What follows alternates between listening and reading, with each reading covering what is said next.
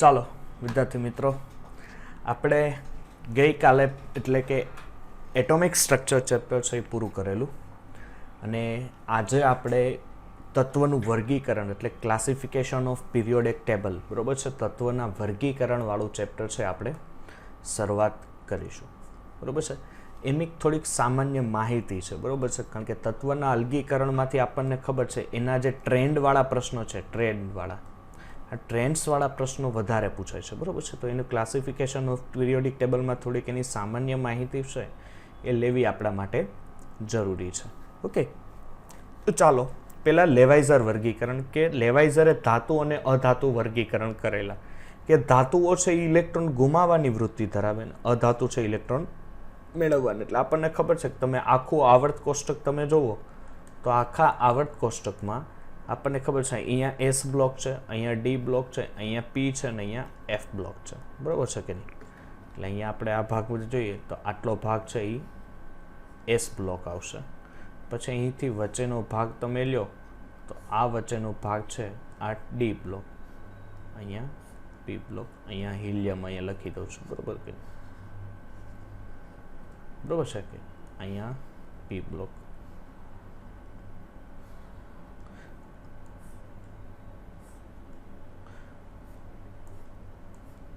Okay, ચાલો એ D block અને અહીંયા એફ બ્લોક છે.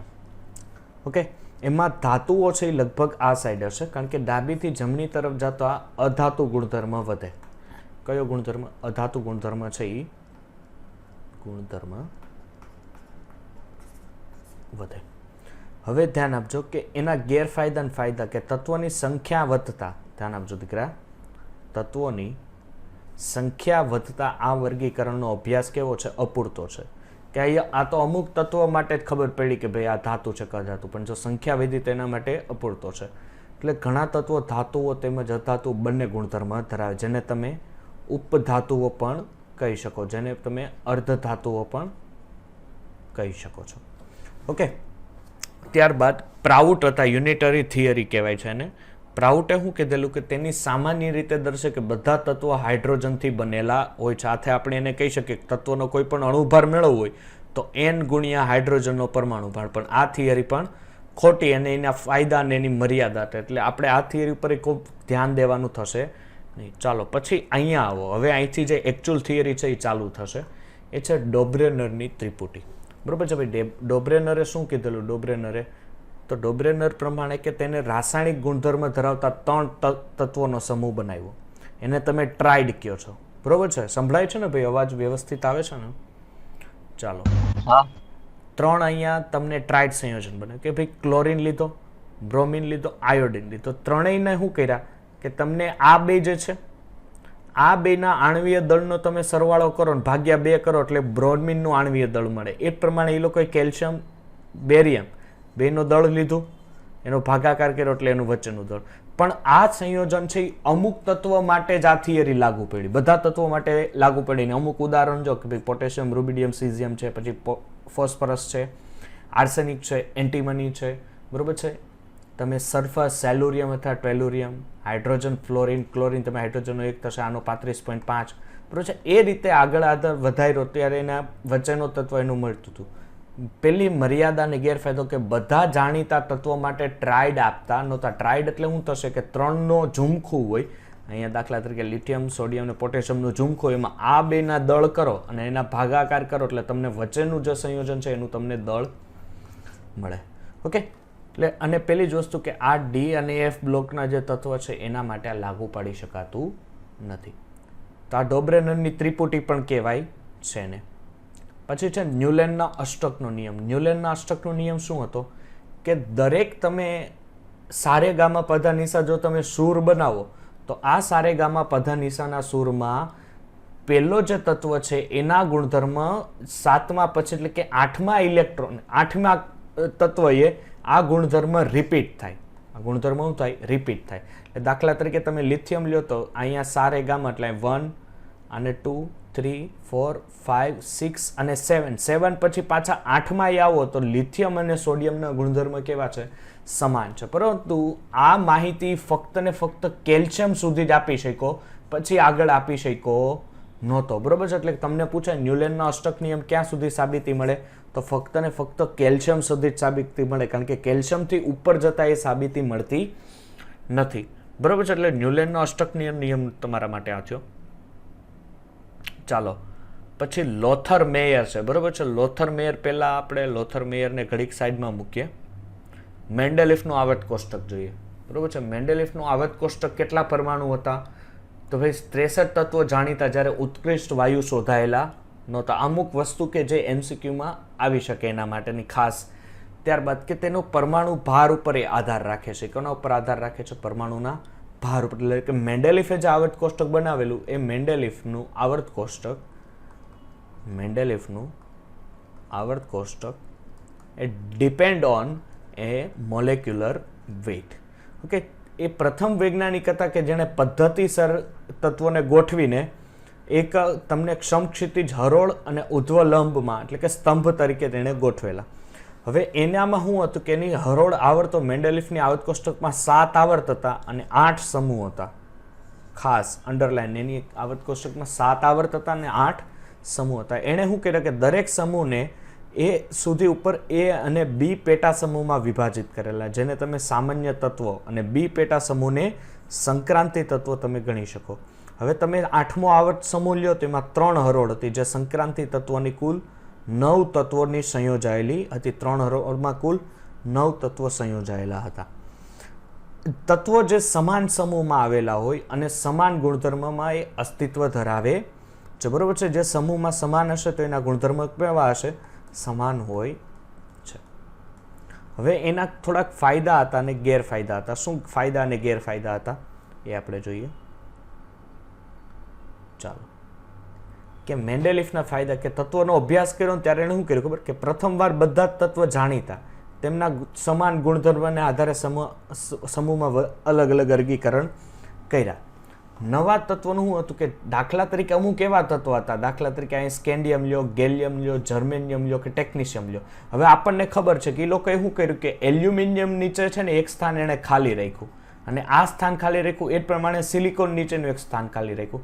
એણે શું કીધું ખબર છે કે આ બે સ્થાન છે ને અહીંયા એવા તત્વો આવશે કે જેના ગુણધર્મ એલ્યુમિનિયમ જેવા હોય, અને અહીંયા આની નીચે એવો તત્વ આવશે કે જેના ગુણધર્મ સિલિકોન જેવા હોય. એટલે શું કર્યું કે એણે માહિતી આપી કે અહીંયા જે તત્વ આવશે ને એનું તત્વનું નામ એ લોકોએ પહેલાથી કીધું હતું, એ હતા એકા એલ્યુમિનિયમ. અને અહીંયા જે તત્વ આવવાનું હતું એનું નામ એ લોકોએ આપી દીધું એકા ગેલિયમ. ઓકે, એટલે આ બે તત્વને એને નામ દીધા, જેને ગેલિયમ પણ કહેવાય છે, બરોબર છે. એટલે એકા ગેલિયમ અને એકા સિલિકોન પણ એને કહેવાય.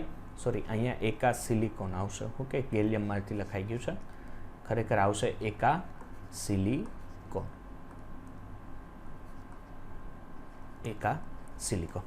ઓકે, ચાલો. એટલે એ જ પ્રમાણે એકા બોરોન અને એકા મેંગેનીઝ પણ એ લોકોએ માહિતી આપી કે જે તત્વ છે એની નીચેનું એને તત્વ નહોતા મળ્યા મેન્ડેલિફને. તો એણે શું કર્યું કે એના સ્થાન ખાલી રાખ્યા.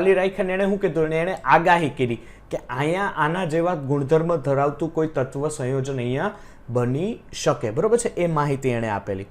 ચાલો આપણે નેક્સ્ટ છે કે હવે તમારી પાસે કોઈ શંકાસ્પદ પરમાણુનો સુધારો કરવો હોય, તેણે શું કર્યું ખબર, ઘણા તત્વોના પરમાણુ ભારમાં સુધારા થયા હતા. શું કર્યું, પરમાણુ ભાર = સંયોજકતા ગુણ્યા તુલ્ય ભાર.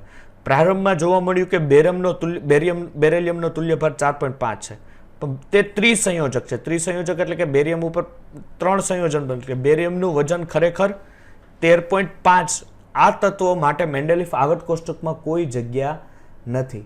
હવે આથી સુધારા પછી ધ્યાન આપજો, આથી સુધારા પછી બેરિલિયમ ખરેખર કેવો છે, દ્વિસંયોજક છે. દ્વિસંયોજક હોય તો 4.5 ગુણ્યા 2 કરો એટલે એનું દળ કેટલું આવશે, 9. એટલે આ સુધારા વધારાને આધારે શું કરે કે એના પરમાણુ ભાર છે, જેના તુલ્ય ભાર છે, એના તુલ્ય ભારમાં ફેરફાર જોવા મળેલા. ઓકે, એના તુલ્ય ભારમાં તમે અલગ અલગ ફેરફાર જોઈ શકો છો. તત્વના ભારમાં સુધારા થયેલા એમાં જો આ તત્વ તમને પૂછી શકે કે તત્વના જે તુલ્ય ભાર છે મેન્ડેલિફના આવર્ત કોષ્ટક પ્રમાણે થયેલા સુધારા. ઓકે, થયેલા સુધારા. ચાલો મેન્ડેલિફ આવત કોષ્ટકની અમુક ખામી હતા. એણે શું ખામી હતી કે હાઇડ્રોજનનું સ્થાન આપણને ખબર છે, તો લોથરમેયરનું જે હતું એમાં પણ ખામી હતી કે ભાઈ હાઇડ્રોજનનું સ્થાન છે એ કોઈ નિશ્ચિત સ્થાન હતું ને કે આલ્કલી ધાતુ છે કે એને હેલોજનમાં, કારણ કે એ આલ્કલી ધાતુ જેવાય ગુણધર્મ ધરાવે ને હેલોજન જેવાય ગુણધર્મ. જ્યારે આપણે દીકરા આગળ હાઇડ્રોજન ચેપ્ટર ભણશું બરોબર છે, હાઇડ્રોજન ચેપ્ટરમાં જ આવશે કે એ વચ્ચે હું કામ એને મૂકવામાં આવ્યો છે, કારણ કે આલ્કલી તેવાય જ અમુક ગુણધર્મ ધરાવે ને અમુક ગુણધર્મ એ હેલોજન તત્વ જેવા પણ એ ધરાવે છે એને કારણે. બીજું કે સમસ્થાનિકોનો સ્થાન, જો સમસ્થાનિકોનો પરમાણુ ભાર જુદો જુદો હોય તો મેન્ડેલિફ આવત કોષ્ટકમાં જુદા જુદા સ્થાને મૂકવામાં આવે છે, પણ મેન્ડેલિફ કોષ્ટકમાં સમસ્થાનિકો માટે આ જગ્યા રાખેલી નથી. બીજું છે અનિયમિત યુગ્મ.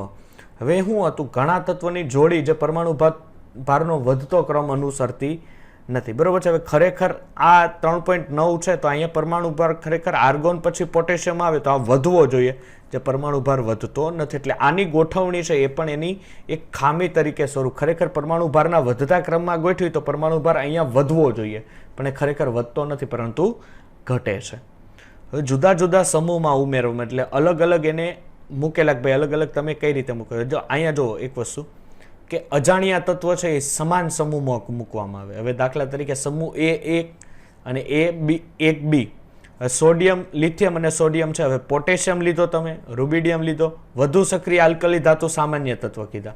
પછી ઓછા તત્વ હોય તો એને સામાન્ય તત્વ દીધો, કે ઓછા સક્રિય કોઈના ધાતુ હોય તો એને સંક્રાંતિ તત્વ. એટલે પહેલા સમૂહના બે ભાગમાં એ લોકોએ શું પડ્યું કે એક ભાગમાં આ તત્વો મૂક્યા અને પહેલા જ સમૂહના બીજા ભાગમાં આ મૂક્યા. એટલે કોપર, સિલ્વર, ગોલ્ડ, પોટેશિયમ ને સોડિયમ વગેરે સાથે મૂકતા જ્યારે તેઓને વિશિષ્ટ ગુણધર્મ ધરાવે છે, બરોબર છે. એટલે આ બધાને લોકો શું કરે, મેન્ડેલિફે એક આરે મૂકેલા. આપણને ખબર છે આધુનિક આવત કોષ્ટકમાં આ બધા એક આરે નથી, બરોબર છે. પણ એ લોકોએ મેન્ડેલિફે જ્યારે મૂકેલા ત્યારે એને બે ભાગ જ પાડી દીધા, સમૂહ 1 ના બે ભાગ, સમૂહ 1 અને 2, એમાં બધાને એ લોકોએ એક સાથે મૂકી દીધા. ઓકે, લેન્થેનોઇડ અને એક્ટિનોઇડ શ્રેણી પણ આપણને ખબર છે સંબંધ ધરાવે છે, પણ એ સ્પષ્ટ કોઈ માહિતી મેન્ડેલિફે આપેલી નહોતી.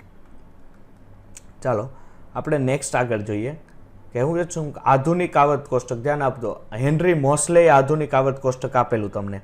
તો આ હેનરી મોસ્લે શું કીધું કે આધુનિક આવત કોષ્ટક એ પહેલા જોઈ લે આપણે લોથરમેયર, આપણે જે બાકી હતું બરોબર છે, કારણ કે મેન્ડેલિફ પછી લોથરમેયરે શું કીધેલું કે તેને જુદા જુદા તત્વોના પરમાણુ ભાર અને પરમાણુ કદ વચ્ચે એક વક્ર દોર્યો.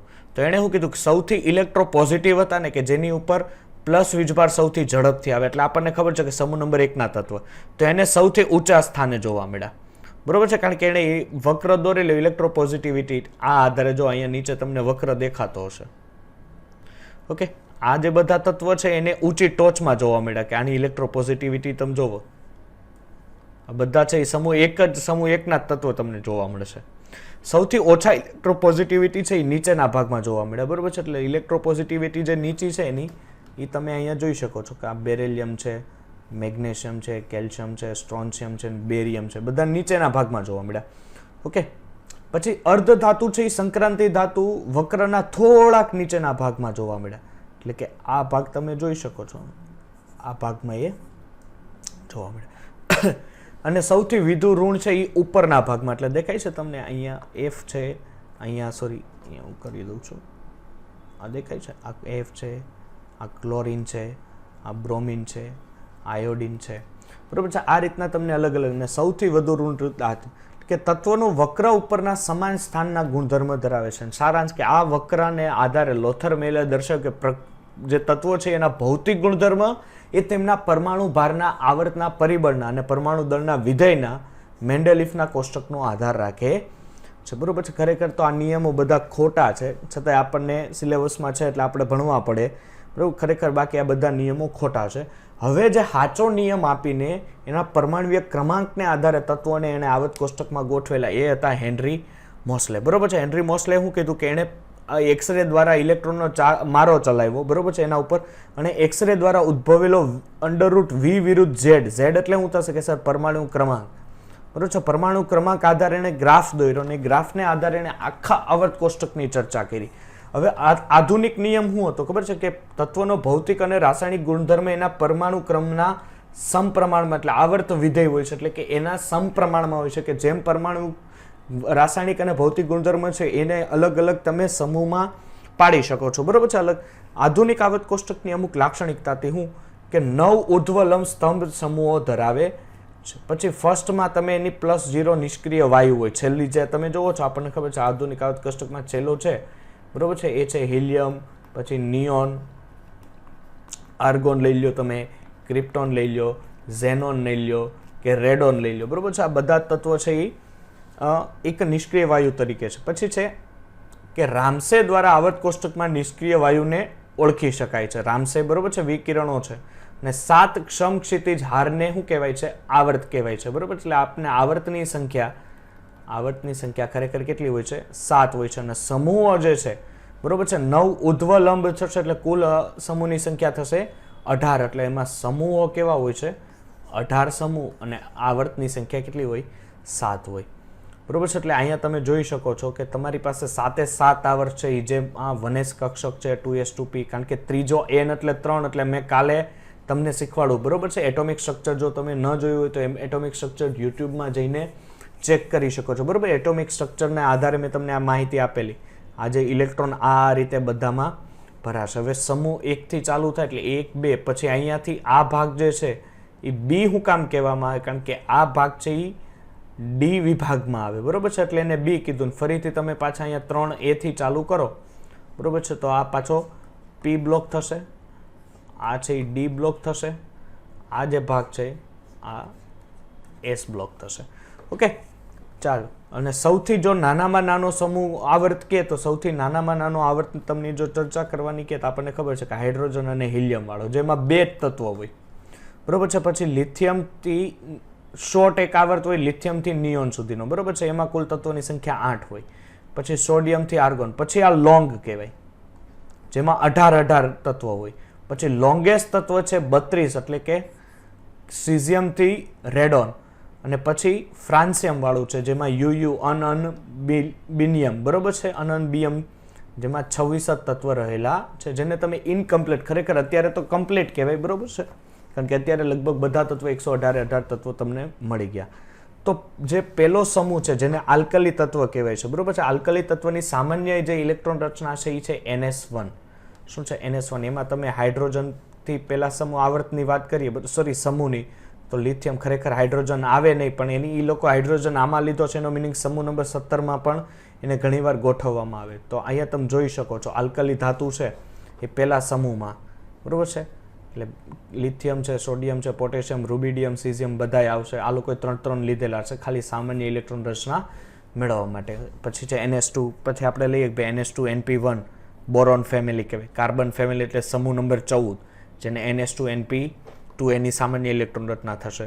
કારણ કે P બ્લોક હશે તો P બ્લોકની સામાન્ય ઇલેક્ટ્રોન રચના થાય NS2 NP1 to 6. હવે સમૂહ નંબર જો 13 થી ચાલુ કરો તો સમૂહ નંબર 13 ની સામાન્ય ઇલેક્ટ્રોન રચના NS2 NP1, 14ની NS2 NP2, 15ની NS2 NP3. આને ધ્યાન આપજો. નાઇટ્રોજન, જેને પિનાકોન, પિનાજેન, પછી ચાલ્કોજન એટલે સમૂહ નંબર 16, બરોબર છે. હેલોજન તમે લ્યો એટલે હેલોજન છે એને સમૂહ નંબર 17. અને નિષ્ક્રિય વાયુની સામાન્ય ઇલેક્ટ્રોનના NS2 NP6 પ્રકારની હશે. સમૂહ નંબર 17 હશે તો એની સામાન્ય ઇલેક્ટ્રોન રચના NS2 NP5 પ્રકારની હશે, બરોબર છે. એટલે આ રીતની જુદી જુદી ઇલેક્ટ્રોન રચના ધરાવતા તમને સંયોજનો મળી શકે છે. ચાલો, હવે આ એક વ્યાસ રાખો કે 100 થી વધારે જો તત્વો હોય, પરમાણુ ક્રમાંક હોય, તો એનું નામકરણ કેમ કરવાનું? પહેલા યાદ રાખો કે 0 હોય તો નીલ કહેવાય, 1 હોય તો અન, 2 હોય તો બી, 3 હોય તો ટ્રાય, 4 હોય તો ક્વાડ, 5 હોય તો પેન્ટ, 6 હોય તો હેક્સ, 7 હોય તો સેપ્ટ, 8 હોય તો ઓક્ટ અને 9 હોય તો એન. હવે એક વસ્તુ અહીંયા ધ્યાન આપજો, ખાસ તમારે શું કરવાની છે કે તમારે લોકોને શું કરવાનું છે કે ભાઈ 100 થી વધારે તત્વો હોય, દાખલા તરીકે 101 નંબરનું તત્વ છે, તો આ 101 નંબરના તત્વમાં તમારે શું કરવાનું કે ભાઈ પેલું અહીંયા 1 હોય તો સર શું હોય? અન. તો અહીંયા લખી નાખો અન. ઓકે, ખબર પડે છે ને ભાઈ? 1 હોય તો અન, પછી 2 હોય તો તમારે અહીંયા શું છે વચ્ચે? શૂન્ય છે, દેટ મીન્સ અહીંયા તમારે લખવાનું રહેશે 0, એટલે અન નીલ. પછી અહીં ફરીથી શું છે? અન, એટલે એટલું લખી નાખ્યું. અને લાસ્ટમાં તમારે ખાલી એડ કરવાનું છે IUM, એટલે અનનીલ અનિયમ, બરોબર છે. હવે દાખલા તરીકે તમારી પાસે એવું તત્વ છે જેમાં ઓબ્વિયસલી પહેલેથી જ I છે. દાખલા તરીકે અહીં લઈએ 102. હવે 102 લઈએ એટલે શું થશે? પહેલી વસ્તુ સર અન, પછી 0 છે એટલે આના માટે નીલ, અને અહીંયા શું છે? BU એટલે B છે. તો હવે IUM લગાવવાની જરૂર નથી, ખાલી અહીંયા UM લગાવી દો, અનનીલ બીયમ, બરોબર છે, કારણ કે શું થશે, કારણ કે જો 2 વાર આઈ નહીં લખવાનો, છેલ્લે આઈ હોય, દાખલા તરીકે એવું કેમાં બને સર, એવું બી અને ટ્રાયમાં 2માં જ બને, છેલ્લે તમારે આઈ લખવાનું ન થાય, ખાલી છેલ્લે યુ અને એમ લખવાનું થાય, બરોબર છે. એટલે 101 થી 110 સુધીના આપેલા છે. દાખલા તરીકે હું તમને એમ કહું ભાઈ 112 નું આપણે મેળવવાનું થાય, તો 112 નું શું થશે સર, એ થશે અન પછી બી એટલે બી અને લગાવવાનું થશે 115 નું થાય તો સર અન 5 હોય તો પેન્ટ, તો અહીં લખી નાખો પેન્ટ અને પાછળ IUM પેન્ટિયમ, અનન પેન્ટિયમ, બરોબર છે. એટલે એ રીતે તમે તત્વને ગોઠવણી આપી શકો છો, બરોબર છે. એટલે આ રીતે તમે જોઈ શકો છો, એના એલિમેન્ટના ખુદના નામ છે ને આ એના એલિમેન્ટ્સના IUPAC નામ છે. મેં જે તમને અત્યારે શીખવાડ્યા છે કેવા છે, એના IUPAC નામ છે.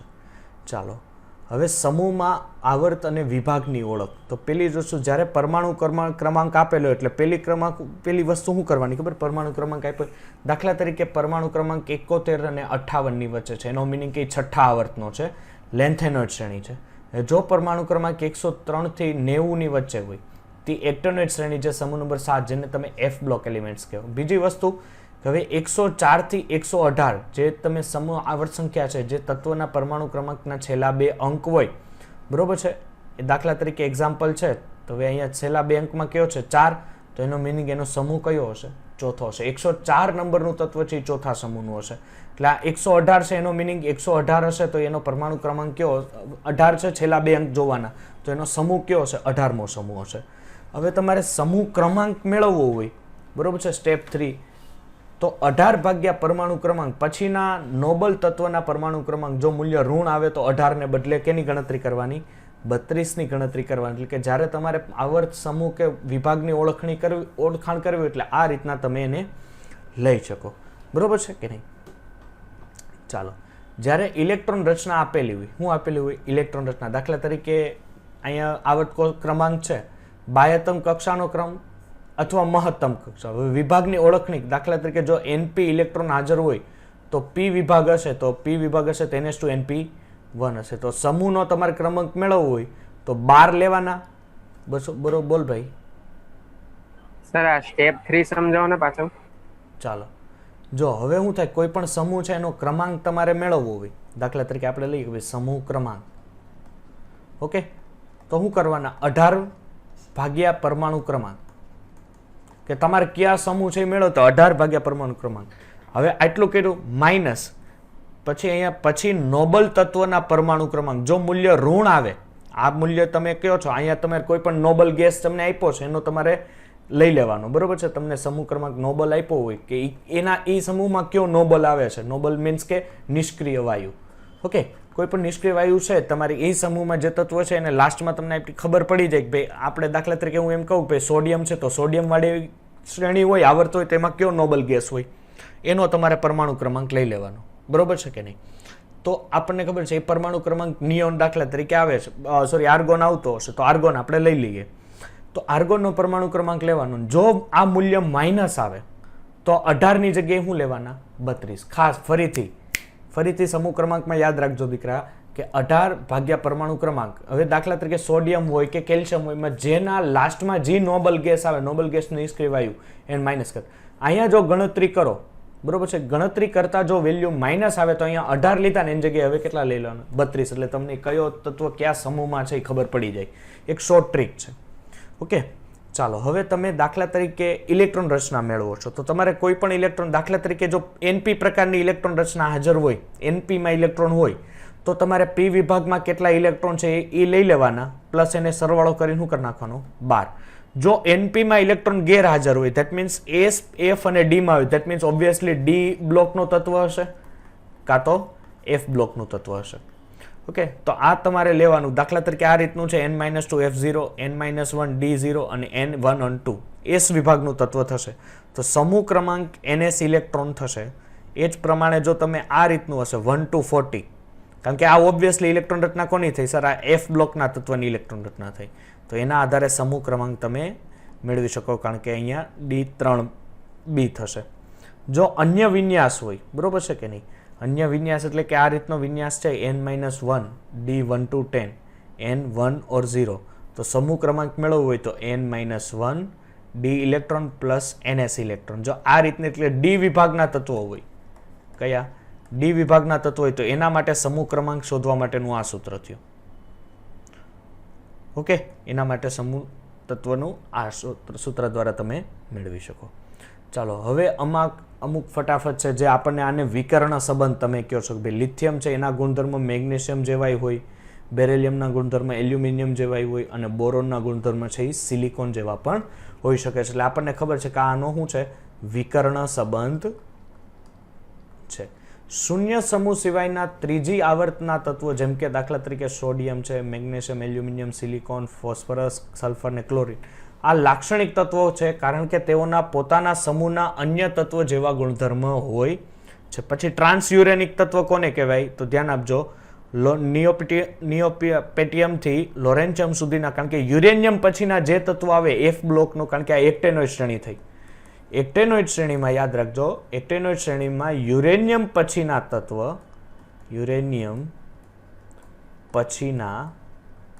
તત્વોને ટ્રાન્સયુરેનિક તત્વો કહે. બરાબર છે, એને ટ્રાન્સયુરેનિક તત્વ કહેવાય છે. હવે પહેલી જ વસ્તુ કે આમાં ખાસ કરીને પ્રથમ તત્વ જે ટેકનિશિયમ છે અને પ્રથમ કૃત્રિમ લેન્થેનોઇડ છે પ્રોમિથિયમ છે. બરાબર છે, આ બધા જ એક્ટિનોઇડ કેવા છે, રેડિયો સક્રિય છે. એટલે દાખલા તરીકે તમે એને લેબમાં જઈને એના ઉપર પ્રેક્ટિકલ કરો તો એ પહેલાં એ તમારી ઉપર પ્રેક્ટિકલ કરી નાખે. બરાબર, કારણ કે એ રેડિયો સક્રિય તત્વ છે એટલે સતત એમાંથી જે વિકિરણો છે વિકિરણોનું ઉત્સર્જન કરતા હશે. એ સતત એનામાંથી વિકિરણોનું ઉત્સર્જન કરે છે. બરોબર, હવે તમને અમુક એક IMP જેવા ક્વેશ્ચન છે કે સૌથી ઇલેક્ટ્રોપોઝિટિવિટી તત્વ ધરાવતો એટલે કે સમૂહ નંબર 1. આપણને ખબર છે કે સમૂહ નંબર 1 સૌથી વધુ ઇલેક્ટ્રોન ગુમાવવાની વૃત્તિ ધરાવે. બરોબર છે, સૌથી વધુ ઇલેક્ટ્રોન ગુમાવવાની વૃત્તિ ધરાવે. પછી સૌથી ઇલેક્ટ્રોન નેગેટિવિટી તો સમૂહ નંબર 17, કારણ કે આપણને ખબર છે કે સમૂહ નંબર 17 છે ઇલેક્ટ્રોન મેળવવાની વૃત્તિ ધરાવે. ઇલેક્ટ્રોન મેળવવાની વૃત્તિ, અને ઇલેક્ટ્રોન મેળવવાની વૃત્તિ જેની પાસે હોય એનો મિનિંગ કે એની વિદ્યુત ઋણતા એટલે કે ઇલેક્ટ્રોન નેગેટિવિટી, વિદ્યુત ઋણતા, એની વિદ્યુત ઋણતા દીકરા કેવી હશે, વધારે હોય છે. ચાલો, મહત્તમ વાયુ એટલે કે શૂન્ય સમૂહ, જેને શૂન્ય સમૂહ ધેટ મીન્સ 18મો સમૂહ, હિલિયમ છે, નિયોન છે, આર્ગોન છે, ક્રિપ્ટોન છે, ઝેનોન છે અને રેડોન છે. બરોબર છે, આ બધા તત્વો કેવા છે દીકરા, કે આ બધા તત્વો મહત્તમ તમે શૂન્ય વાયુમય. હવે શૂન્ય સંયોજકતા કે જેના ઉપર પ્લસ વીજભાર કે માઇનસ વીજભાર કોઈ ન આવે તો એ પણ તત્વ ક્યાં છે, સમૂહ નંબર 17ના તત્વ તમે લઈ શકો, જેના ઉપર પ્લસ વીજભાર કે માઇનસ વીજભાર પણ આવી શકતો નથી. એટલે એકવાર નજર મારી લો, જોઈ લો.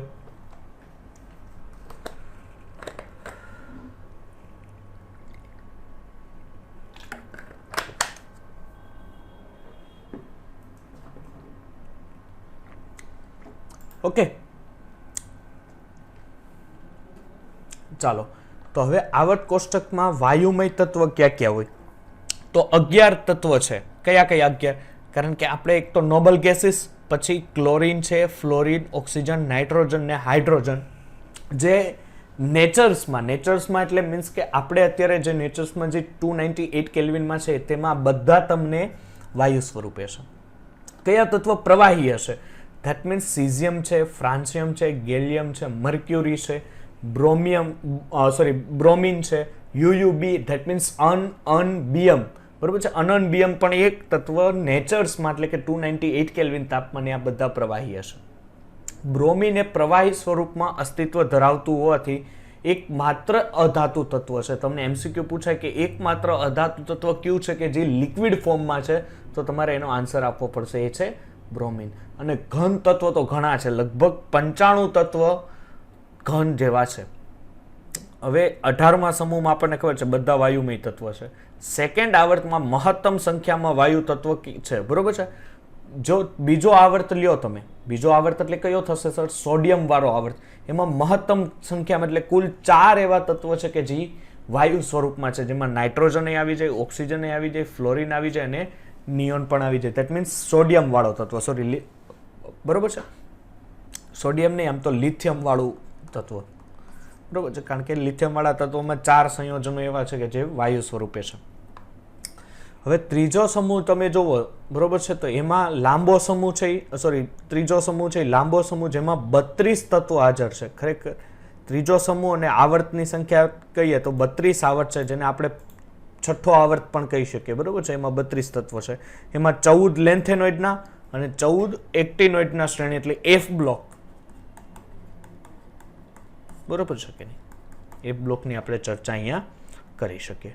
ચાલો, હવે છે ખાસ જે ઇફેક્ટ તમને ડી બ્લોક હોય કે એફ બ્લોક હોય કે પી બ્લોક હોય કે એસ બ્લોક હોય, બધામાં આ વસ્તુ એક અસર કરે. પેલી જ વસ્તુ અસરકારક કેન્દ્રીય વીજભાર કહેવાય કોને, બરોબર છે.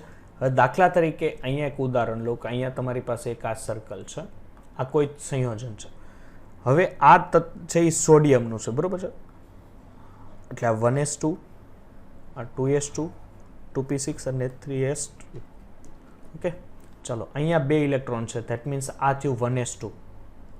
અહીંયા છે 8 ઇલેક્ટ્રોન, 2s2 2p6, એટલે 8 ઇલેક્ટ્રોન સમય, એટલે 1 2 3 4 5 6 7 અને આ 8, અને અહીંયા 12 1 ઇલેક્ટ્રોન અહીંયા હાજર હશે. હવે અહીંયા પ્રોટોન પ્લસ ઇલેક્ટ્રોનની સંખ્યા, ન્યુટ્રોનની સંખ્યા કેટલી હશે? પ્રોટોન પ્લસ, કારણ કે એનો પરમાણુ ક્રમાંક 11 છે, બરોબર છે. અને પરમાણુય દળ તમે જુઓ ને તો દળ દીકરા કેટલું છે? કારણ કે દળ એટલે શું થશે? 23. પ્રોટોન જેટલા હોય એટલા જ ઇલેક્ટ્રોન હોય, તો અહીંયા ઇલેક્ટ્રોન કેટલા હશે? 11. એટલે એનો મિનિંગ કે અહીંયા હું લખું છું કે electron is equal to proton. હવે આમાં 11 ઇલેક્ટ્રોન હોય તો પ્રોટોન 11 હોય, એનો મિનિંગ આમાં ન્યુટ્રોન કેટલું હશે? સર, ન્યુટ્રોનની સંખ્યા હશે 12. ન્યુટ્રોનની સંખ્યા કેટલી હશે? 12. એનો મિનિંગ દળ છે એ કેન્દ્રમાં 23 હશે, ન્યુટ્રોનની સંખ્યા 12 અને પ્રોટોનની સંખ્યા 11 હશે. એટલે આનો જે ઝેડ ઇફેક્ટિવ છે, એટલે કેન્દ્રમાં જે ન્યુક્લિયસ છે, એટલે આપણે ઝેડ ઇફેક્ટિવ એમ કહી શકીએ સર 23 છે એમ કહી શકાય. અને 12 ઇલેક્ટ્રોનની સંખ્યા કેટલી છે દીકરા? તો ઇલેક્ટ્રોન એટલે કે પ્રોટોન અંદર કેન્દ્રમાં પ્રોટોન 11 છે, કેન્દ્રમાં એટલે કે ન્યુક્લિયસમાં પ્રોટોન 11 છે, અને ન્યુટ્રોન કે તો 12 છે. 12 ઇલેક્ટ્રોન કેટલા છે? સર, 12 ઇલેક્ટ્રોન 11 છે. આનો ઝેડ ઇફેક્ટિવ છે આપણે એમ કહી શકીએ અત્યારે 11 છે. હવે હું 12 થી એક કામ કરું છું કે ભાઈ એક ઇલેક્ટ્રોન દૂર કરું છું, એટલે હવે અહીંયા 12 ની જગ્યાએ જુઓ તો ઇલેક્ટ્રોન કેટલા થઈ ગયા? પ્રોટોન તો 11 ને 11 જ રહ્યા, પણ ઇલેક્ટ્રોન 12 કેટલા થઈ ગયા? સર, 10 થઈ ગયા. એનો મિનિંગ કેન્દ્રીયનો જે વીજભાર છે ઝેડ ઇફેક્ટિવ, અસરકારક કેન્દ્રીય વીજભાર, એ બાહ્યતમ કક્ષા ઉપર જોરદાર લાગે. અને બાહ્યતમ કક્ષા ઉપર જો જોરદાર લાગતો હોય, એનો મિનિંગ શું થશે કે કેન્દ્ર છે એ બાહ્યતમ કક્ષાને શું કરશે? અંદરની તરફ, પોતાની તરફ ખેંચશે, બરોબર છે કે નહીં? તો એને કહેવાશે ઝેડ ઇફેક્ટિવ. હવે શું થાય કે સ્ક્રીનિંગ અસર. સ્ક્રીનિંગ અસર એટલે શું થશે કે દાખલા તરીકે ચાલો આ વીજભાર વધે, પણ અહીંયા ઇલેક્ટ્રોન તમે જોવો તો આ સંપૂર્ણપણે ભરાઈ ગયેલા છે. ઓકે, આ ભરાયેલા છે, કારણ કે અંદર આ 2s2 2p, આ 1s2 છે એ ભરાયેલું છે, આ ભરાયેલું છે, અહીંયા ભરાયેલું. એને કારણે શું થશે? એક સ્ક્રીનિંગ આપશે. સ્ક્રીનિંગ એટલે એક શિલ્ડ આપશે, રક્ષણ આપશે કે કેન્દ્રનો જે ઝેડ ઇફેક્ટિવ છે, અસરકારક જે કેન્દ્રીય વીજભાર છે, એ બાહ્યતમ કક્ષાના ઇલેક્ટ્રોન ઉપર લાગશે નહીં, કારણ કે એક એવું આવરણ બનાવી દે જે અહીંયા તમને દેખાય છે ને દીકરા, જે આ 1s2 ઇલેક્ટ્રોન ભરાયેલા છે, પછી અહીંયા ભરાયેલા છે 2s2 2p6, બરોબર છે. અહીંયા 2s2 2p6 એ શું કરશે કે આ સંપૂર્ણ ભરાયેલી કક્ષક, પેલી વસ્તુ શિલ્ડિંગ શક્તિ કોણ આપી શકે? જે કક્ષકો સંપૂર્ણ ભરાયેલી હોય. હવે એક શિલ્ડિંગ શક્તિ આપશે, એને કારણે શું થશે કે એ કક્ષકો ભરાય એટલે કેન્દ્રના વીજભારની બહારની તરફ જવા નહીં દે, એને શિલ્ડ કરી દેશે, બરોબર છે કે નહીં? શિલ્ડિંગ શક્તિ યાદ રાખજો કે કઈ કક્ષકો સૌથી વધારે આપે, તો એસ કક્ષકની શિલ્ડિંગ સૌથી વધારે, પછી પી ની, પછી ડી ની અને પછી એફ ની. એટલે એસ કક્ષક હોય, જો એસ કક્ષક પેલા ભરાય, એનો મિનિંગ આ જે કક્ષકો છે એ શિલ્ડિંગ છે એ જોરદાર આપે, એટલે કે મહત્તમ શિલ્ડિંગ હોય છે એની. ઓકે, જો સ્લેટર હતા, સ્લેટર નામના વૈજ્ઞાનિક હતા, એને શિલ્ડિંગ અસરનો અચળાંક આપેલો જેને સિગ્મા કહેવાય. જો એક ઇલેક્ટ્રોન માટે શિલ્ડિંગ શક્તિ સિગ્મા જેને 0 અને 2 ઇલેક્ટ્રોન હોય તો એના માટે શિલ્ડિંગ કેટલી હતી? સિગ્મા 0.30. દાખલા તરીકે હિલિયમ છે, તો હિલિયમના એક ઇલેક્ટ્રોન માટે આપણે 2 ઇલેક્ટ્રોન માટે શિલ્ડિંગ અસર કેટલી થશે? 0. એટલે Z effective Z minus sigma.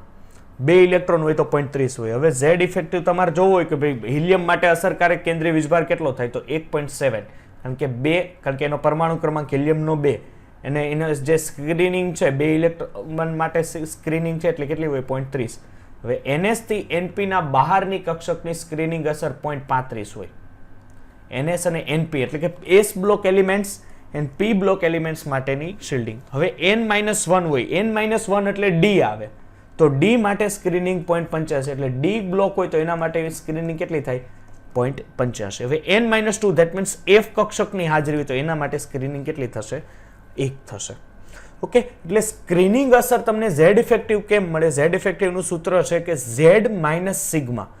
તો સિગ્મા ક્યાંથી મળે? તો સિગ્મા તમને અહીંયા સ્ક્રીનિંગ અસર આપેલી છે કે જો NS અને NP હોય તો 0.35 લેવાના, N-1 એટલે D માં જાવ તો 0.85 લેવાના થશે, બરોબર. હવે દાખલા તરીકે તમે લિથિયમ લ્યો તો લિથિયમ છે એનો પરમાણુ ક્રમાંક કેટલો થાય? સર લિથિયમનો પરમાણુ ક્રમાંક થાય 3, માય મિસ્ટેક.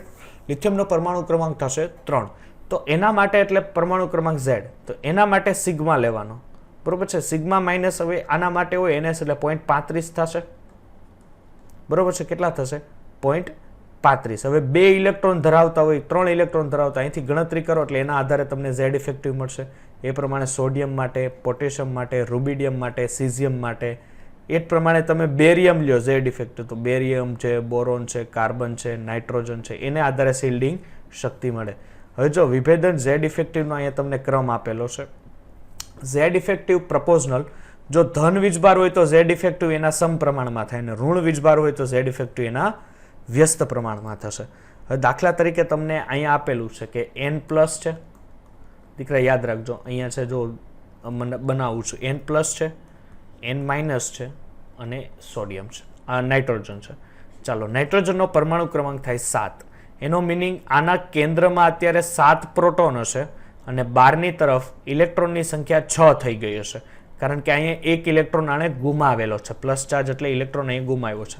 અહીંયા તમે જુઓ તો અહીંયા પ્રોટોન કેન્દ્રમાં 7 જ હશે, પણ 12 ઇલેક્ટ્રોન હવે થઈ ગયા હશે 8, કારણ કે આને એક ઇલેક્ટ્રોન મેળવા, અને અહીંયા કેન્દ્રમાં 7 પ્રોટોન અને 12 ઇલેક્ટ્રોન પણ 7, એટલે કોઈ ફેરફાર. હવે અહીંયા શું છે, બહારની તરફ ઇલેક્ટ્રોન ઓછા થઈ ગયા છે, એટલે અસરકારક કેન્દ્રીય વીજભાર વધી ગયો. અસરકારક કેન્દ્રીય વીજભાર વધી ગયો એને કારણે એનું કદ કેવું થાય? નાનું થાય, બરોબર છે. એનું કદ નાનું થાય અને Z ઇફેક્ટિવ વધશે, કારણ કે કેન્દ્રમાં પ્રોટોન 7 છે, 12 ઇલેક્ટ્રોન 6 જ છે, એટલે Z ઇફેક્ટિવ વધુ કહેવાય. અને પણ આમ ખરેખર Z ઇફેક્ટિવ આનું વધુ છે, એટલે અહીંયા હું એમ કહી શકું Z ઇફેક્ટિવ વધુ. હવે અહીંયા આવો તો 12 ઇલેક્ટ્રોન કેટલા થયા? 8 થયા, અને કેન્દ્રમાં પ્રોટોન કેટલા? 7, એટલે અહીંયા આપણે એમ કહી શકીએ Z ઇફેક્ટિવ છે એ અહીંયા ઓછો છે, કારણ કે ઇલેક્ટ્રોન 12 તરફ વધુ, અને અહીંયા કોઈ ફેરફાર જ નથી, એટલે હું અહીંયા એમ કહી શકું ભાઈ આ સંતુલિત છે. એટલે તમે જો સૌથી વધારે કોનો Z ઇફેક્ટિવ હશે? આનો, પછી વચ્ચે તમારે અહીંયા મૂકવું પડશે અને સૌથી ઓછો આનો, એટલે આ થાય N plus N, N minus. Okay, આ રીતના થયું. હવે દાખલા તરીકે સમ ઇલેક્ટ્રોનીય હોય ત્યારે Z ઇફેક્ટિવ તમારે કઈ રીતે મેળવી શકો? તો તમે આ રીતના Z ઇફેક્ટિવ તમે ત્યાં મેળવી શકો, બરોબર છે. આ એક ક્વેશ્ચન છે, એક્ઝામ્પલ છે, જાતે તમે ટ્રાય મારી શકો છો, જે મેં આ પ્રમાણે શીખવાડેલું, બરોબર. એના પ્રોટોનની સંખ્યા, એના ઇલેક્ટ્રોનની સંખ્યા, એ આધારે તમે મેળવી શકો. ચાલો, હવે ત્રિજ્યા છે, બરોબર છે કે નહીં? ત્રિજ્યા કઈ રીતે તમે જોઈ શકો? હવે સહસંયોજક અલગ અલગ પ્રકારની ત્રિજ્યા, હું પહેલા તો પરમાણવીય ત્રિજ્યા, આવર્ત કોષ્ટકમાં તમે ડાબીથી જમણી તરફ જાઓ, પરમાણવીય ત્રિજ્યા. તો પરમાણવીય ત્રિજ્યાની જો ચર્ચા કરીએ કે આવર્ત કોષ્ટકમાં ડાબીથી જમણી તરફ જાઓ એટલે ત્રિજ્યા શું થાય? સર ઓબ્વિયસલી ત્રિજ્યા છે એ ઘટે છે. ઘટે એનું મેઇન રીઝન અસરકારક કેન્દ્રીય વીજભાર વધે, વીજભાર વધે, બરોબર છે. અસરકારક કેન્દ્રીય વીજભાર વધે છે. ચાલો, અમુક એની ત્રિજ્યાઓ છે, જેમાંથી પેલી છે સહસંયોજક. ખબર છે સહસંયોજક ત્રિજ્યા ક્યારે બને? કે જ્યારે ધાતુઓ વચ્ચે સિંગલ બોન્ડ કોવેલેન્ટ રેડિયસ, એટલે એનું કહેવાશે કે જ્યારે સહસંયોજક બનતી કોઈ સંયોજન બનેલું એની વચ્ચેની ત્રિજ્યા શોધવી હોય તો એ લાગે.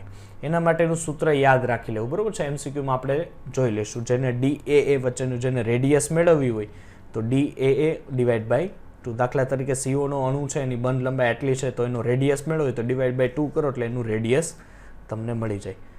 હવે ધ્યાન આપજો કે આયનીય ત્રિજ્યા છે, બરોબર છે.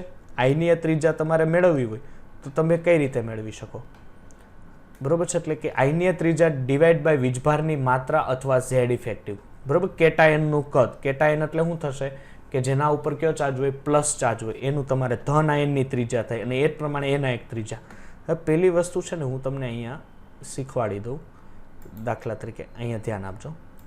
હવે શું થશે કે એના જે કદ છે એમાં શું ફેરફાર આવશે?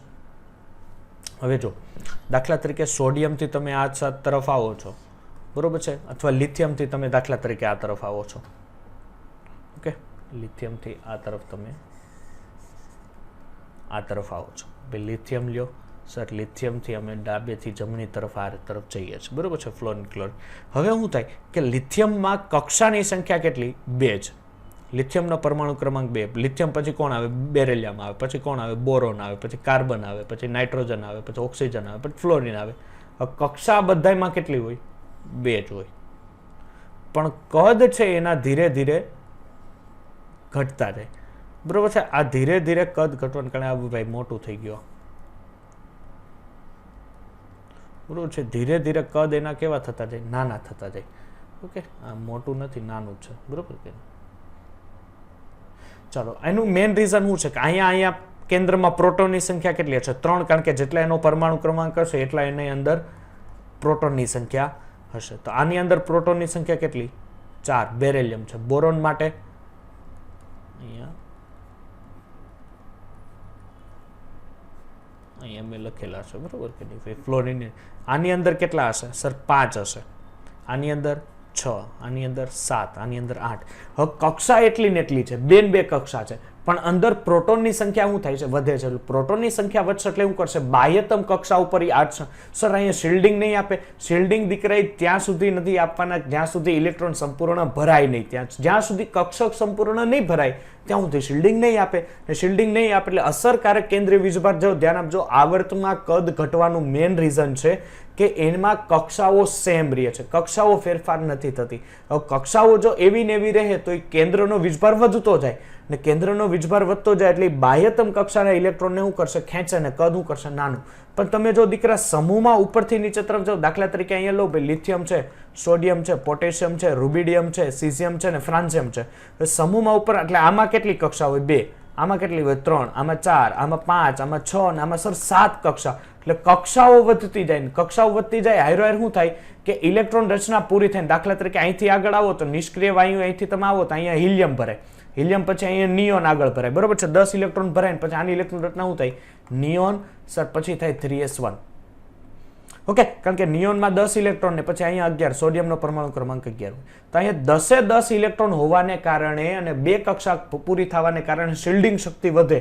એને કારણે લિથિયમ કરતા સોડિયમનું કદ કેવું હોય? મોટું હોય. બરોબર છે. પછી એમ આવો તો પોટેશિયમ. પોટેશિયમ પછી અહીંયા નિયોન પછી શું આવે? આર્ગોન. તો અહીંયા આર્ગોન પહેલા ભરાય. 18 ઇલેક્ટ્રોન ભરાઈ જાય. અહીંયા આર્ગોનના 18 ઇલેક્ટ્રોન ભરાઈ જાય. પછી અહીંયા 3s1 4s1 ભરાય, કારણ કે ચોથો આવર્ત થાય.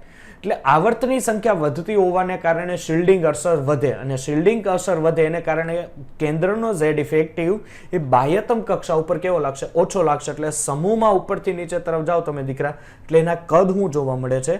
વધતા જોવા મળે છે. તો તમને અહીંયા કેટાયનિક ત્રિજ્યા અને આયનીય ત્રિજ્યા હવે તમને કઈ સમજાવવું ના પડે કે જેમ Z ઇફેક્ટિવ. પણ ખાસ એક વસ્તુ યાદ રાખવાની કે આવર્તમાં છે Z ઇફેક્ટિવ વધે, બરોબર છે, એનો પ્રપોઝનલ ટુ 1 કેટાયનનું કદ. ઓકે, કેટાયન એટલે શું થશે કે જેના ઉપર પ્લસ વીજભાર. એટલે Z ઇફેક્ટિવ જેમ વધે, પણ એ કેમાં? આવર્તમાં. તો કેટાયનનું કદ શું થશે? ઘટે. પણ જો સમૂહમાં તમે જુઓ તો સમૂહમાં શું આવે? શિલ્ડિંગ અસર.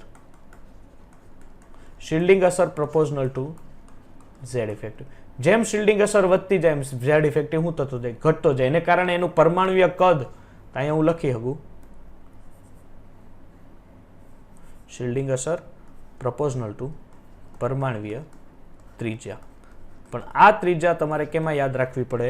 આ મારે યાદ રાખવી પડે સમૂહ માટે. કોના માટે? સમૂહ માટે તમારે યાદ રાખવી પડે. સેમ પોઝિશન એનઆયનની ત્રિજ્યા. જ્યારે તટસ્થ અણુ ઇલેક્ટ્રોન મેળવે ત્યારે એનઆયનમાં એ રૂપાંતરણ પામે.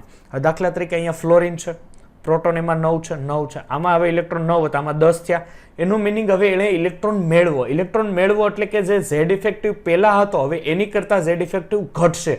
ઘટશે એટલે કે તમે હવે આયન સ્વરૂપે લ્યો તો આ F છે એની કરતા F માઇનસનું કદ મોટું થાય. કેમ મોટું થાય? દાખલા તરીકે અહીંથી હું સમજાવું તમને, બરોબર છે. દાખલા તરીકે અહીંયા ફ્લોરિન લઉં તો એ ફ્લોરિન છે F અને F માઇનસ. હવે આની પાસે પ્રોટોન કેટલા હતા? અહીંયા પ્રોટોન કેન્દ્રમાં 9 હતા. ઇલેક્ટ્રોન બહારની તરફ કેટલા હતા? 9 હતા. અહીંયા હવે પ્રોટોન કેટલા? 9 ને 9, કારણ કે ન્યુક્લિયસમાં કોઈ ફેરફાર નહીં થાય. અહીંયા હવે એક ઇલેક્ટ્રોન મેળવે ત્યારે પ્રોટોન કેટલા થાય? ઇલેક્ટ્રોન કેટલા થાય? 10. હવે અહીંયા પહેલા ઝેડ ઇફેક્ટિવ કેટલો હતો? આપણે એમ કહી શકીએ સર 9 હતો. અહીંયા 9 છે, પણ અહીંયા 12 ઇલેક્ટ્રોન 9 હતા અને અહીંયા 10 હતા, એટલે ઇલેક્ટ્રોનની માત્રા વધીને ઝેડ ઇફેક્ટિવ ઘટ્યો. અને આપણને ખબર પડી જાય કે જો ઝેડ ઇફેક્ટિવ ઘટે એનો મિનિંગ શું થશે કે આ મૂલ્ય જો ઘટે તો એનાયન હોય કે કેટાયન હોય, એનાયન હોય કે કેટાયન હોય, એના કદ ઓબ્વિયસલી વધે. એટલે F કરતા F- નું કદ કેવું હશે દીકરા? વધારે હોય છે. બરોબર છે. હવે અમુક એવા સંયોજનો હોય કે જે આઈસો ઇલેક્ટ્રોનીય હોય, તો એને આધારે પણ તમે તત્વના કદ છે એ તત્વના કદ વિશેની માહિતી મેળવી શકો છો. ઓકે, ચાલો ત્યારબાદ છે ધાત્વીય ત્રિજ્યા. તો ધાત્વીય ત્રિજ્યા અહીંયા યાદ રાખજો, મેટાલિક બોન્ડ સ્ટ્રેન્થ. જેમ બોન્ડ સ્ટ્રેન્થ હશે, બરોબર છે, એના ઉપર ધાત્વીય ત્રિજ્યા, કે જેમ બોન્ડ સ્ટ્રેન્થ વધારે હશે તો ધાત્વીય ત્રિજ્યા કેવી હશે? એની ઓછી હશે. કારણ કે સ્ટ્રેન્થ વધે ક્યારે? કે જો એના અણુઓ વચ્ચેનું અંતર છે ઓછું હશે, અણુઓ વચ્ચેનું અંતર ઓછું હશે તો એની સ્ટ્રેન્થ કેવી હશે? વધારે. કારણ કે bond strength depend on bond energy. બરોબર છે. કારણ કે જેમ બંધ ઉર્જા વધારે હશે, બરોબર છે, બંધ ઉર્જા એટલે બંધને તોડવા માટે આપવી પડતી ઉર્જા, જો બોન્ડ એનર્જી વધારે હશે એનું મિનિંગ એની ધાત્વીય ત્રિજ્યા ઓછી હશે. કારણ કે તમે કહો ભાઈ એક લાકડું છે, લાકડું તમે આ રીતના જુઓ, આ પેન છે, હવે પેનને મારે અહીંથી તોડવું એટલી નજીકથી, તો બરોબર છે, મારે ઉર્જા વધારે આપવી પડશે. પણ એ જ પેન જો લાંબી હશે તો એને હું સરળતાથી તોડી શકું. એટલે બોન્ડ એનર્જી ડિપેન્ડ ઓન ધાત્વીય ત્રિજ્યા. જો ત્રિજ્યા વધારે હશે તો તમારે ઉર્જા એને ઓછી આપવી પડે, એ સરળતાથી તૂટે. અને જો ત્રિજ્યા નાની હોય, આ રીતના નાની ત્રિજ્યા હોય, તો આ ત્રિજ્યાને તમારે તોડવા માટે ઉર્જા જે આપવી પડે એ કેવી આપવી પડશે? વધારે આપવી પડશે. ઓકે, હવે સેમ પોઝિશન વાન્ડરવાલ્સ ત્રિજ્યા છે. વાન્ડરવાલ્સ આપણને ખબર છે કે વાન્ડરવાલ્સ ક્યારે બને? કે જેમની વચ્ચે વાન્ડરવાલ્સ બળ હોય, અને વાન્ડરવાલ્સ બળને તમારે જો તોડવી હોય ત્યારે જે તમારે ઉર્જા આપવી પડે એને વાન્ડરવાલ્સ ત્રિજ્યા કહેવાશે. અને એ બે વચ્ચેના અંતરને પણ શું કહેવાશે? વાન્ડરવાલ્સ ત્રિજ્યા. વાન્ડરવાલ્સ ત્રિજ્યા છે મોટે ભાગે નિષ્ક્રિય વાયુ હોય એ ત્રિજ્યા આપે છે. બરોબર છે. વાન્ડરવાલ્સ ત્રિજ્યા તમે જોઈ શકો છો કે તમને અહીંયા મેં આપેલી છે વાન્ડરવાલ્સ ત્રિજ્યા વિશેની માહિતી.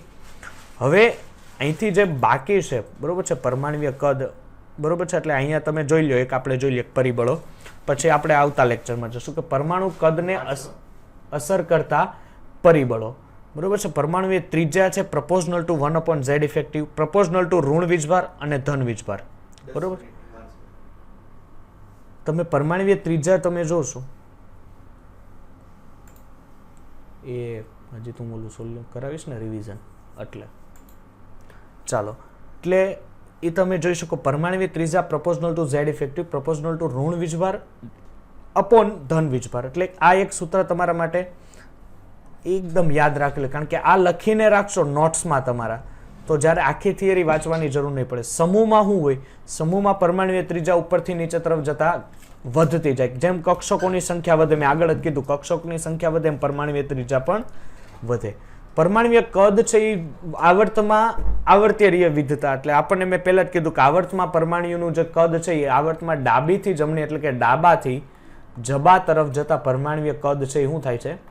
ઘટે છે. આ રેશિયો ખાસ યાદ રાખવો. ઓકે, આ રેશિયો ખાસ યાદ રાખવો. બરોબર છે. આનું જે અમુક રીઝનો છે એ પણ આપણે હું તમને આગલા લેક્ચર્સમાં કરાવીશ. બરોબર છે કે નહીં? સ્કેન્ડિયમ, ટિટેનિયમ, વેનેડિયમ તમે જાઓ, બરોબર છે, સંક્રાંતિ તત્વો જે છે અને લેન્થેનોઇડ સંકોચન છે, બરોબર. સ્કેન્ડિયમથી તમે વેનેડિયમ, ક્રોમિયમ સુધી જાઓ એટલે ઝેડ ઇફેક્ટિવ વધે, સ્ક્રીનિંગ અસર ઓછી થતી જાય, એને કારણે એના કદ શું થાય? ઘટતા જાય. પછી તમે Fe, કોબાલ્ટ ને નિકલ આવો ને તો ઝેડ ઇફેક્ટિવ ડિપેન્ડ સ્ક્રીનિંગ અસર, કારણ કે અહીંયા ડી ઇલેક્ટ્રોન ભરાતા જાય. જો અહીંયા D1 હોય, D2 હોય, D3 હોય, D4 હોય, D5 હોય, પછી અહીંયા આવો તો D6 થતા જાય, D7 થાય, D8 થાય, બરોબર છે. અહીંયા આવો તો D9 ને D10, એટલે અહીંયા D ભરાતા ગયા. આપણને ખબર છે કે સ્ક્રીનિંગ અસર આ હોય, ડિપેન્ડ. એક મિનિટ. ઓકે, સ્ક્રીનિંગ અસર તમે જોવો ને તો આ રીતની હોય. તો જેમ ડી ઇલેક્ટ્રોન ભરાતા જાય એમ સ્ક્રીનિંગ ઇફેક્ટ વધતી જાય, સ્ક્રીનિંગ ઇફેક્ટ વધતી જાય એટલે આ તરફ જતા જે તમારે કદ છે એ કદ તો ઓબ્વિયસલી થોડુંક વધે. એમાં અપવાદ છે કોપર અને ઝીંક વાળો, બરોબર છે, એ અપવાદ છે કે અહીંયા ખરેખર આની ઝીંકની ત્રિજ્યા જે છે એ ઝીંકની ત્રિજ્યા વધે છે. બરોબર છે. ઝીંકની ત્રિજ્યા શું થાય છે? વધે છે. ખરેખર એ શું થવી જોઈએ? ઘટવી જોઈએ, કારણ કે આવર્તમાં મેં પહેલા જ કીધું કે આવર્તમાં છે ત્રિજ્યા ઘટે છે, પણ અહીંયા એ સ્ક્રીનિંગ ઇફેક્ટ અને ડી ઇલેક્ટ્રોન ભરાતા હોવાને કારણે એ શું થાય છે? ઇફેક્ટને કારણે, સ્ક્રીનિંગ ઇફેક્ટને કારણે ત્રિજ્યા વધે છે. એ આપણે આવતા લેક્ચરમાં જોશું. બરોબર છે. લેન્થેનોઇડ સંકોચનથી આપણે આવતા લેક્ચરમાં જોશું. ત્યાં સુધીનું આપણે આગળનું એકવાર રિવિઝન કરી લઈએ, બરોબર છે કે નહીં, આપણે કઈ કઈ વસ્તુ આપણે જોયેલી છે.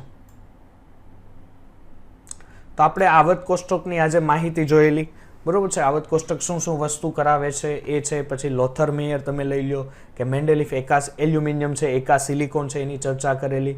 એના સમૂહમાં એણે ગોઠવેલા, તમને ખબર છે કે હેનરી મોસ્લે છે, એણે પરમાણુ ક્રમાંક અને એના વેગ આધારિત તમે ઇલેક્ટ્રોનનો મારો ચલાવ્યો અને એક્સરે ઉદ્ભવને એટલે એક માહિતી આપી કે તેના ભૌતિક ગુણધર્મ અને રાસાયણિક ગુણધર્મ તેમના પરમાણુ ક્રમાંકના આવર્ત વિધેય હોય છે. ઓકે, ચાલો. ત્યારબાદ એના આવર્ત કોષ્ટકની જે શ્રેણીઓ છે કે કેટલા આવર્ત છે, ભાઈ હેનરી મોસ્લે પ્રમાણે તમે જોઈ શકો તો 7 આવર્ત થશે, ઉપરથી નીચે તરફ 7 આવર્ત થશે અને કુલ 18 સમૂહો તેમાં ગોઠવાયેલા હોય છે, બરોબર છે. બધાની સામાન્ય ઇલેક્ટ્રોન રચના વિશે માહિતી આપી. એસ બ્લોક હોય તો એની સામાન્ય ઇલેક્ટ્રોન રચના આપણને ખબર હોવી જોઈએ. ભાઈ એસ વિભાગ હશે તો એસ વિભાગ હોય, એસ વિભાગ તો સામાન્ય ઇલેક્ટ્રોન રચના થાય NS1 or 2. પી બ્લોક હોય સામાન્ય ઇલેક્ટ્રોન રચના થાય NS2 NP1 2 6. ડી વિભાગ હોય સામાન્ય ઇલેક્ટ્રોન રચના થાય N-1 D sorry N-1 okay N-1 D 1 to 10 NS 1 or 2. F block હોય તો એની સામાન્ય electron N-1 sorry N-2 F 1 to 40 N-1 D1 sorry 0 1 or 2 અને NS2, બરોબર છે. આ સામાન્ય ઇલેક્ટ્રોન રચના થઈ 4 બ્લોકની. ઓકે, 4 બ્લોકની આ સામાન્ય ઇલેક્ટ્રોન રચના. અહીંયા હું વ્યવસ્થિત લખી નાખું, અહીંયા 0 અને અહીંયા થશે NS1 or 2, કારણ કે અમુક અપવાદવાળા છે એટલે મારે 1 અને 2 લખવા પડે. અહીંયા ડીમાં છે એક્ટેનોઇડ શ્રેણી છે, એમાં ઘણા અપવાદ છે એટલે મારે અહીંયા 0 1 2 લખવા પડ્યા. ઓકે, ચાલો.